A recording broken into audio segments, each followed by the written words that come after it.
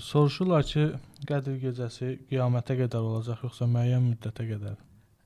Əslində qardaşım, şəriətin əhkamları, şəriətdə olan bütün əhkamlar hamısı qalır. O vaxta qədər ki, onun yox olmasına dəlil gəlməyincə. Bu, bütün əhkamlarda bu cürdür. Ona görə İmam Zərkəşi rahiməhullah gözəl bir üsuli qayda deyir. Buyurur ki, o hökm ki, Allah və Rəsulunun sözü ilə isbat olub, sabit olub, fəhuvə daimun ilə yevmil qiyamə. O qiyamətə qədər davamiyyətlidir, qalacaq. Və bu, Qədr gecəsi qiyamət gününə qədər olacaq.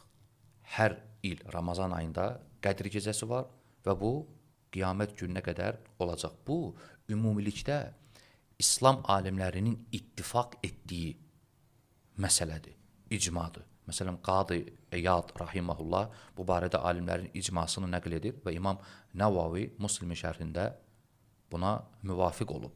Və qeyd edim ki, rafisilərdən savayı, rafisilərdən başqa bu icmaya müxalif olan olmayıb. Əl-mühim, şəriətin əhkamı qiyamətə qədər davam edir.